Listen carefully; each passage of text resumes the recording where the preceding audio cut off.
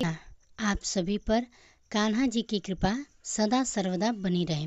देखिए, भगवान श्री कृष्ण ने स्वयं कहा है कि मैं सामों में बृहत साम, छंदों में गायत्री, मासों में मार्गशीर्ष और ऋतुओं में बसंत ऋतु मैं ही हूँ। मार्गशीर्ष का महीना जो कि भगवान श्री कृष्ण को अत्यंत प्रिय है, तो इस बार 2024 में मार्गशीर्ष माह 16 नवंबर 2024 से शुरू होगा और 15 दिसंबर 2024 तक चलेगा। इसके बाद पौष माह की शुरुआत हो जाएगी। हिंदी पंचांग के अनुसार नवा महीना होता है मार्गशीर्ष का, जिसे हम और आप आम की बोलचाल भाषा में अगहन मास भी कहते हैं। यह महीना इतना पवित्र होता है कि भगवान गीता में स्वयं कहते हैं कि महीनों में मैं मार्गशीर्ष हूँ और इसे महीने में सतयुग का प्रारंभ भी माना जाता है। वहीं ऋषि कश्यप ने इसी महीने में कश्मीर की रचना भी की थी। जिस तरह इस कार्तिक का महीना भगवान श्री हरि को समर्पित होता है, भगवान श्री हरि को इतना प्रिय होता है कि उनके भक्त पूरे माह एक समय भोजन कर उपवास करते हैं और बहुत सारे नियमों का पालन करते हैं। तो वहीं दूसरी ओर मार्गशीर्ष का महीना भगवान कृष्ण को समर्पित होता है और इस पूरे महीने में ही भगवान कृष्ण की अपार कृपा पाने के लिए उपवास किए जाते हैं और कुछ नियमों का पालन किया जाता है। इस माह को अगहन मास कहने के पीछे भी बहुत सारे तर्क हैं। भगवान कृष्ण की पूजा अनेक स्वरूपों में और अनेक नामों से की जाती है, तो इन्हीं स्वरूपों में से एक है मार्गशीर्ष में भगवान कृष्ण का रूप माना जाता है। और शास्त्रों में भी ऐसा कहा जाता है कि इस माह का संबंध मृगशिरा नक्षत्र से है। इसी कारण से इस माह को मार्गशीर्ष मास भी कहा जाता है। और ऐसे में कान्हा जी के जो भक्त हैं, जो उन पर अटूट श्रद्धा रखते हैं, वो पूरे महीने में कान्हा जी की विशेष रूप से पूजा इस महीने में करते हैं। और आज की इस वीडियो में मैं आपको बताने वाली हूँ कि मार्गशीर्ष मास यानी कि अगहन मास के महत्व के बारे में। अगर आप अगहन मास के नियमों का पालन करना चाहते हैं या पूजा या उपवास करना चाहते हैं, तो आपको किन किन बातों का ध्यान रखना चाहिए, कौन कौन से ऐसे काम हैं जो आपको इस माह में नहीं करने चाहिए और कौन से ऐसे काम हैं जिन्हें आपको इस महीने में करना चाहिए। देखिए, मार्गशीर्ष माह इस महीने में भगवान कृष्ण की पूजा सबसे उत्तम मानी जाएगी और इसी महीने में कहा जाता है कि जो लोग नियमों का पालन करते हैं तो उन्हें जीरे का सबसे पहले त्याग करना चाहिए। केवल एक जीरा ऐसी वस्तु है जिसका त्याग आपको इस महीने में करना चाहिए। आप देखिए, शरीर पर तेल लगाने के लिए कहा जाता है इस महीने में बहुत ही उत्तम होता है। तो आप अगर उपवास करें या ना करें, पूजा के नियमों का पालन करें या ना करें, तो आपको इस महीने में आप हो सके तो रोज़, नहीं तो 2 दिन पे, 4 दिन पे, हफ्ते में एक बार आपको अपने शरीर में तेल की मालिश ज़रूर करनी है। सबसे पहली बात करें, अगर आप मार्गशीर्ष मास के नियमों का पालन करना ही चाहते हैं, तो कुछ लोग तो पूरे महीने में उपवास करते हैं। अगर आप पूरे महीने में उपवास न कर पाएँ, सभी नियमों का पालन न कर पाएँ, तो आप कम से कम 5, 7, 11 दिन आप नियमों का पालन कर सकते हैं। आपकी श्रद्धा है और आप नियमों का पालन नहीं भी करते हैं तो भी आप भगवान कृष्ण की पूजा सच्चे मन से अंतर मन में करते रहें। आपको कृष्ण भगवान हमेशा प्रिय रहेंगे। तो देखिए, अगर आप नियमों का पालन करना चाहते हैं या उपवास रखना चाहते हैं, क्योंकि बहुत से लोग, जैसे मैंने आपको बताया ना कि कार्तिक मास में की तरह ही यह मास भी केवल एक समय भोजन ग्रहण करना चाहिए इस मास में, और दिन भर उपवास रखते हैं और रात्रि को जो शाम की पूजा होती है उसको करने के बाद भोजन करते हैं, तो आप भी ग्रहण कर सकते हैं, सात्विक अन्न ग्रहण करते हैं। तो अगर आप ऐसा करना चाहते हैं तो इस माह के पहले दिन, अगर आप सभी दिनों में पूजा करना चाहते हैं, नियमों का पालन करना चाहते हैं, तो आप पहले दिन में संकल्प जरूर कर लें कि आप इस माह के नियमों का पालन करने जा रहे हैं और भगवान कृष्ण की कृपा पाने के लिए आप इतने दिन तक व्रत रखेंगे। अगर आपने केवल 5, 7, 11 दिन रखने हैं, तो आप जिस दिन से पहला नियम प्रारंभ करेंगे, पहला दिन आप प्रारंभ करने वाले हैं अपनी पूजा का, उस दिन से आप नियमों का पालन करें और उसी दिन आप संकल्प के साथ लें कि आपको इस बात का भी संकल्प लेना चाहिए कि आप पूरे मार्गशीर्ष महीने के ना तो किसी की निंदा करेंगे और ना ही सुनेंगे। अगर गलती से आपके मन में दूसरों के प्रति निंदा का भाव या बुराई का भाव आ भी जाए, तो आप ओम श्री कृष्णाय नमः या ओम श्री दामोदराय नमः ऐसा कहकर अपने इष्ट से, अपने कन्हैया जी से क्षमा जरूर मांग लें। वह आपको क्षमा जरूर कर देंगे। वैसे तो बहुत ज़्यादा कठिन नियम नहीं है इस महीने में जिसका आप पालन न कर पाएँ।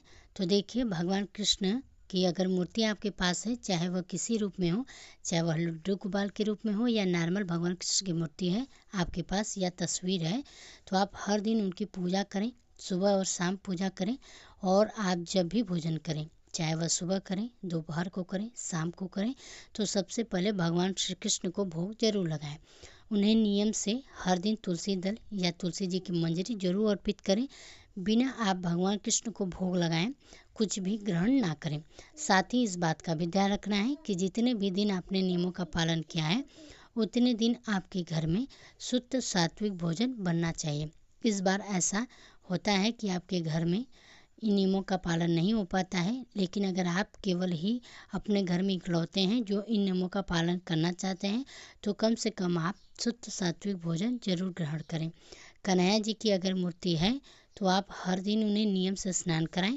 पंचामृत से स्नान करा सकते हैं, सादे जल से स्नान करा सकते हैं। फिर एक साफ कपड़े से पोंछकर उन्हें नए वस्त्र पहनाएं, उन्हें तिलक लगाएं, उनका श्रृंगार करें, पूजा करें, धूप दीप जलाएं। और देखिए, जैसा कि मैंने आपको बताया कि तुलसी दल आपको अर्पित करना है। अगर आपके लिए संभव ना हो तो आप हर दिन माखन मिश्री का भोग लगा सकते हैं। माखन अगर आपको हर दिन ना मिल पाए तो आप केवल मिश्री का भी भोग लगा सकते हैं, लेकिन तुलसी दल के साथ। नियमित रूप से गीता का पाठ भी आपको मार्गशीर्ष के इस महीने में आपको करना चाहिए। अब गीता के पाठ करने में हो सकता है आपको बहुत मुश्किल हो।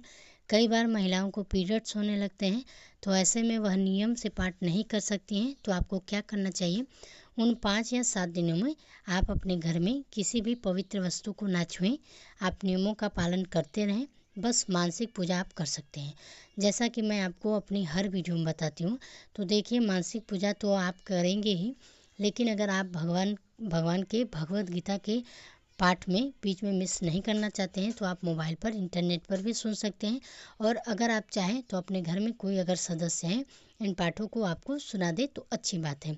किसी भी कारणवश देखिए, हर किसी के घर में हो सकता है कि श्रीमद् भगवत गीता की किताब ना हो, तो ऐसा कहा जाता है कि अगर आपके आसपास किसी के घर में भी है तो अगर आपने केवल भगवत गीता को स्पर्श कर लिया है, तो उन्हें प्रणाम कर लिया है, तो उससे भी आपको पुण्य मिलता है।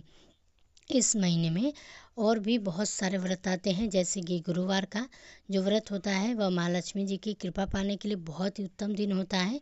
इस दिन में विशेष रूप से माता लक्ष्मी जी की पूजा की जाती है और बहुत से लोग इस महीने में ही माँ लक्ष्मी जी के व्रत भी प्रारंभ कर देते हैं।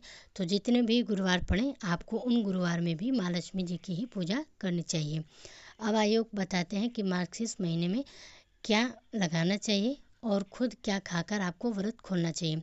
इस महीने में सुबह ब्रह्म मुहूर्त में उठकर स्नान करने के बाद सूर्य देवता को अर्घ देना चाहिए। तुलसी जी की पूजा आपको नियमित रूप से करनी चाहिए। तुलसी जी में दीपदान करना चाहिए और हो सके तो आप मार्गशीर्ष के इस महीने में हर दिन एक दिया अपने घर के मुख्य दरवाजे पर जरूर जलाएं। जितने भी पवित्र वृक्ष हैं उनमें से जो भी आपके आसपास हो आप दीपदान करें। मंदिर में आप दीपदान कर सकते हैं। इसके अलावा आप अपने घर में जहाँ पर भी पानी स्टोर करके रखते हैं वहाँ दीपदान कर सकते हैं। संभव हो तो बहते जल में अगर आप कर सके दीपदान तो बहुत अच्छी बात है। गौवें और बछड़े भगवान कृष्ण को बहुत ही प्रिय होते हैं, तो कहा जाता है कि मार्गशीर्ष के इस महीने में आप जितनी ज़्यादा गायों की या उनके बछड़ों की सेवा करेंगे उतना ही भगवान कृष्ण आप पर जल्दी प्रसन्न होंगे। तो हो सके तो अगर आपके आसपास गाय हैं तो आप उनकी सेवा करें, उन्हें स्नान करा सकते हैं, हरे चारे का प्रबंध कर सकते हैं। नहीं तो आप गौशाला में जाकर हरा चारा दान कर दें या दान दक्षिणा आप दे सकते हैं। मार्गशीर्ष के इस महीने में संतान प्राप्ति की कामना से विशेष रूप से पूजा की जाती है। भगवान कृष्ण की कृपा से संतान जिन्हें नहीं है, संतान सुख नहीं है, तो आओ संतान सुख भी मिलता है। इसके लिए आपको हर दिन नियम से बाल गोपाल के रूप में भगवान कृष्ण की पूजा करनी होती है। और एक खास मंत्र है जिन्हें संतान गोपाल मंत्र भी कहते हैं, जिनका आपको जाप करना है। इस जाप के बाद माखन मिश्री और तुलसी जल का भोग आपको भगवान कृष्ण को लगाना चाहिए। अगर आपके पास भगवान कृष्ण की मूर्ति या तस्वीर नहीं है तो आप भगवान विष्णु की भी पूजा इस मास में कर सकते हैं। संतान गोपाल मंत्र है, देवकी सुत गोविंद वासुदेव जगपते देहि में तनयम कृष्ण त्वाम महम शरणागतम। इस मंत्र का जाप आपको भगवान कृष्ण की मूर्ति के सामने एक आसन पर बैठकर करना चाहिए, पूर्व दिशा की तरफ मुख करके। और साथ ही आप अपने भगवान पर अटूट विश्वास और श्रद्धा रखकर इस मंत्र का अगर आप जाप करेंगे तो जो लोग संतान सुख नहीं है भगवान कृष्ण की कृपा से उन्हें संतान सुख प्राप्त होगा। यह महीना इतना पवित्र होता है, कहते हैं कि अगर अविवाहित लोग विवाह की कामना से इस माह में भगवान कृष्ण की पूजा करें तो उन्हें भी विवाह में आने वाली जो भी परेशानियां हैं उनसे मुक्ति मिल जाती है। उनका विवाह ही जल्द हो जाता है और मन में चाहे जीवन साथी से, अगर ऐसे लोग विवाह करना चाहते हैं, इच्छुक हैं, तो उन्हें मनचाहा जीवन साथी भी प्राप्त हो जाता है। इस महीने में रात को चंद्र देवता की पूजा कर उन्हें जल भी अर्पित करना चाहिए। अगर आप हर दिन ऐसा नहीं कर पाएँ तो आप खासकर पूर्णिमा के दिन या शुक्ल पक्ष के दिनों में आप जितने दिन भी संभव हो सके उतने दिन शाम को स्नान करके या केवल मुँह हाथ धोकर भी आप चंद्र देवता की पूजा करें, या चंद्र देवता के सामने कुछ देर खड़े होकर आंखें बंद करके चंद्र देवता से आप प्रार्थना जरूर करें। ऐसा करने से कुंडली में अगर चंद्र दोष है तो वह भी कम हो जाता है या दूर हो जाता है। भगवान श्री कृष्ण की और सत्यनारायण भगवान की कथा का पाठ मार्गशीर्ष के इस महीने में आपको करना चाहिए। हो सके तो आप हर दिन भगवान कृष्ण की कथाएं भी सुन सकते हैं। सफ़ेद रंग की चीज़ों का ज़्यादा से ज़्यादा दान आपको इस महीने में करना चाहिए। फलों का, मौसमी फलों का दान आप कर सकते हैं, अन्न का दान कर सकते हैं, गर्म कपड़ों का दान आप निर्धन व्यक्तियों को अगर करेंगे तो कहते हैं कि इस महीने इस दिन में किया गया दान सबसे ज़्यादा पुण्य देने वाला होता है। इसलिए आप अपने घर में मोर पंख जरूर लेकर आएँ और हो सके तो दक्षिणावर्ती शंख की पूजा आप इसी तरह करें जिस तरह से आप अपने घर में देवी देवताओं की मूर्ति की पूजा करते हैं। अगर आपके पास दक्षिणावर्ती शंख नहीं है तो कोई बात नहीं, मंदिर में दक्षिणावर्ती शंख होता है। आपके आसपास अगर मंदिर है तो वहाँ जाकर आप दर्शन भी कर लें और हाथ जोड़कर प्रणाम भी कर लें तो भी काफ़ी है। जो लोग अगहन मास के नियमों का पालन करना चाहते हैं उन्हें ब्रह्म मुहूर्त में उठकर स्नान करना चाहिए, लेकिन स्नान करने से पहले आपको अपने माथे पर या अपने शरीर पर, अपनी हथेली पर तुलसी जी की जड़ की मिट्टी लेकर उसे लगाना है और फिर उसके बाद स्नान करना चाहिए। साथ ही इस महीने में आप जितना हो सके उतना जप तप और ध्यान दें, दान कर सकते हैं। शाम के समय आप तुलसी जी की पूजा करें और दिन में आपको जैसा बताया गया है भगवान कृष्ण की पूजा आप सुबह और शाम जरूर करें। बिना भोग लगाएं आप खुद भी कुछ भी ग्रहण ना करें। और इस महीने में बहुत ज़्यादा नियमों का पालन आपको नहीं करना होता है, बस अपनी श्रद्धा, अगर सच्ची मन से कान्हा जी के प्रति अटूट विश्वास है तो माने आपकी जो भी मनोकामना है वह अवश्य पूर्ण होगी। अगर आपके लिए संभव हो तो आप मार्गशीर्ष के इस महीने में वृंदावन, गोकुल या मथुरा भी जा सकते हैं। साथ ही आप यमुना जी में स्नान कर सकते हैं। वैसे तो आपको इस पूरे महीने में कम से कम एक दिन पवित्र नदियों में स्नान करना चाहिए। अगर ऐसा संभव नहीं है तो आप घर पर भी नहाने के पानी में गंगा जल मिलाकर इस मंत्र का जाप करते हुए स्नान कर सकते हैं। और आप केवल हर हर गंगे मंत्र का जाप करें या केवल इस आसान से मंत्र का जाप भी कर सकते हैं। यह मंत्र है, गंगे च यमुने च गोदावरी सरस्वती नर्मदे सिंधु कावेरी जले अस्मिन् निदम कुरु। इस मंत्र का जाप आप कर सकते हैं। अगर आप पूरे महीने में नियमों का पालन ना कर पाएँ तो मार्गशीर्ष के इस महीने में पड़ने वाले कुछ विशेष दिन होते हैं, जैसे कि एकादशी, अमावस्या और पूर्णिमा के दिन, साथ ही गुरुवार के दिन आप विधिवत पूजा करते हैं तो हो सके तो उपवास भी कर लें और सूर्य देवता की पूजा करें। चंद्र देवता की पूजा भी आप कर सकते हैं तो इसका भी पुण्य आपको पूरे मास में की गई पूजा के जितना ही प्राप्त होगा। मार्गशीर्ष के इस महीने में गीता जयंती, जो कि मार्गशीर्ष के इस मास के शुक्ल पक्ष की एकादशी का दिन होता है, उस एकादशी के दिन मनाई जाती है। तो उस दिन अगर आप भगवान श्री कृष्ण की पूजा विधि विधान से करते हैं और संभव हो तो उपवास भी कर लें। कहा जाता है कि इस दिन की गई पूजा पाठ से अच्छे पुण्य की प्राप्ति होती है और जो व्यक्ति वो बार बार जीवन के मरण के बंधनों में नहीं बनता है, ऐसे व्यक्ति को भगवान कृष्ण की कृपा से मोक्ष की प्राप्ति भी होती है और मृत्यु के बाद।